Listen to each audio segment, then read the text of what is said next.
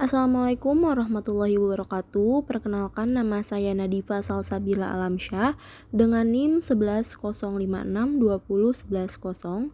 Di sini saya akan menjelaskan kepada kalian tentang sejarah lahirnya Pancasila sebagai dasar negara Republik Indonesia. Selamat menyaksikan. Baik, yang pertama ada sejarah lahirnya Pancasila. Pancasila lahir pada tahun 1945. Dalam proses panjang didasari oleh sejarah perjuangan bangsa dengan melihat pengalaman bangsa lain.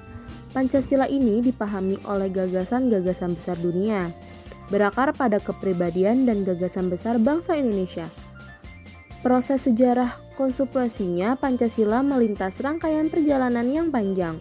Proses ditandai dengan kemunculan sebagian organisasi pergerakan kebangkitan, yaitu Budi Utomo, SDI, SI, Muhammadiyah, NU, Penghimpunan Indonesia.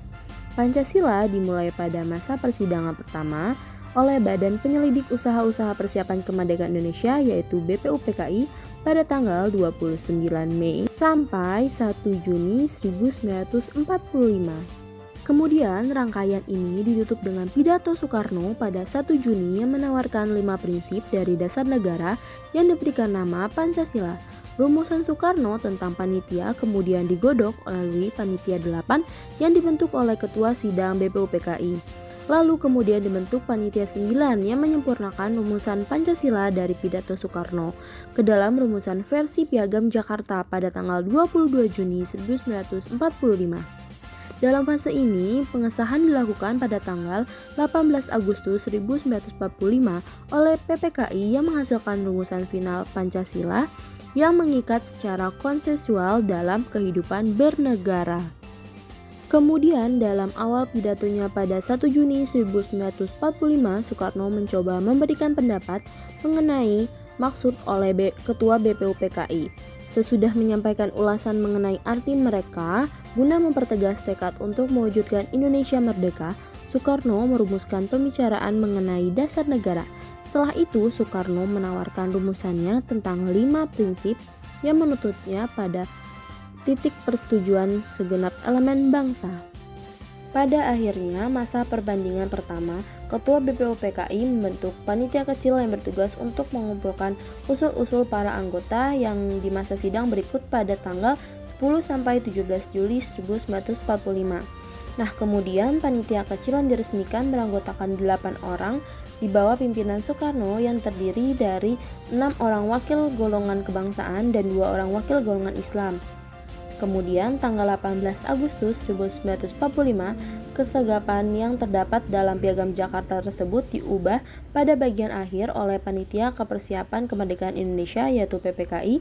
Hal yang penting yang diubah oleh panitia ini adalah 7 kata setelah ketuhanan. Rumusan Pancasila. Secara ideologis, dasar negara yang 5 itu adalah Pancasila. Rumusan 5 nilai dari berbagai tercantum dalam pembukaan Undang-Undang Dasar Republik Indonesia pada tahun 1945. Kelima sila tersebut sebagai satu kesatuan nilai kehidupan masyarakat Indonesia dan dasar Republik Indonesia. Dasar tersebut kukuh karena digali dan dirumuskan dari nilai kehidupan rakyat Indonesia yang merupakan kepribadian dan pandangan hidup bangsa.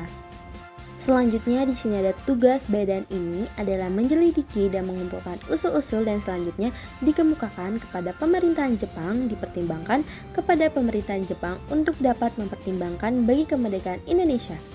Keanggotaan ini dilantik pada tanggal 29 Mei 1945 dan mengandalkan sidang pertama pada 29 Mei sampai 1 Juni 1945. Sidang pertama ini terdapat 2 tokoh yaitu Muhammad Yamin dan Insinyur Soekarno.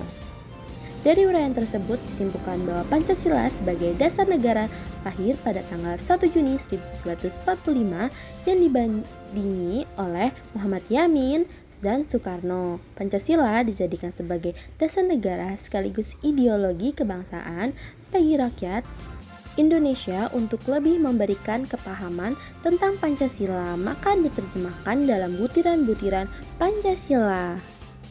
Isi dari Pancasila sebagai berikut. Yang pertama, ketuhanan yang Maha Esa. Kedua, kemanusiaan yang adil dan beradab.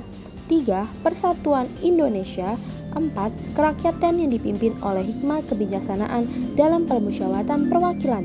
5. Keadilan sosial bagi seluruh rakyat Indonesia.